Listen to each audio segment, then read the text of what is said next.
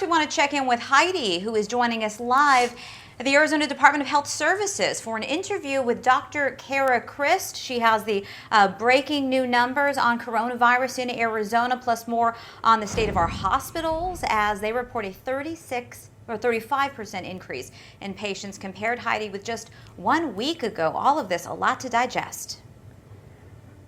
It is a lot to digest, and the numbers are very daunting right now. So the new numbers that we have just received from Dr. Christ, 3,333 new cases reported in the last 24 hours. So that brings our total cases here in Arizona to 87,425. That's lower, the 3,300 is lower than yesterday, but still it's a very big number. 37 new deaths confirmed in the last 24 hours, so now 1,757 Arizonans have lost their lives to COVID-19. So Dr. Christ is joining us this morning to talk about these new numbers. And we're seeing this surge right ahead of the holiday weekend. In your press conference with Governor Ducey on Monday, you said, keep your celebrations this weekend to groups of no more than 10. How likely do you really think that is? Because we've been given a little leeway in the last 6 weeks, and it hasn't gone particularly well. So we're hoping that Arizonans will follow that advice this weekend, especially seeing the numbers that we've seen recently. So we're asking people to stay in groups less than 10. You are safer at home, and if you do need to leave, make sure you wear a mask. Okay, I want to talk about the gyms. We've been talking all week about the reaction from gyms, many of them refusing to close. There's lawsuits now being filed. They're feeling very singled out.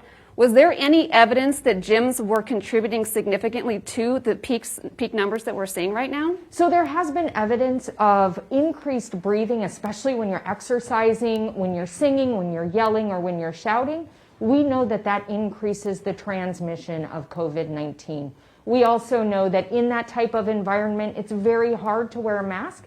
It's also difficult to physically distance, and it's difficult to disinfect the machinery.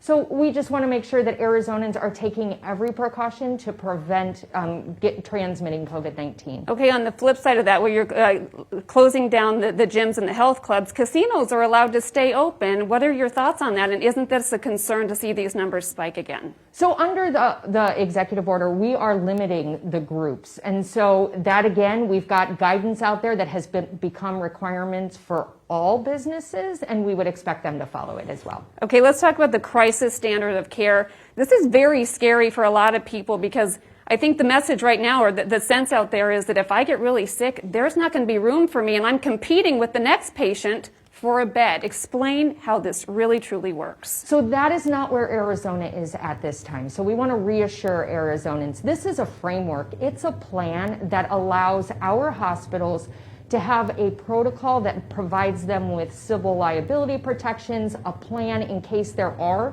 scarce resources.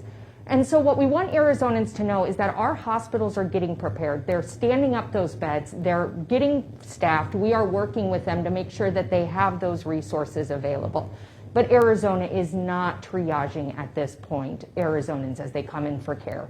You will receive care when you go to a hospital. Okay, hindsight always 20/20. If the decision was yours only to make, would we have opened on May 15th or would you have delayed that? So we squarely met the gating criteria. We were starting to see some concerning health impacts from people staying at home.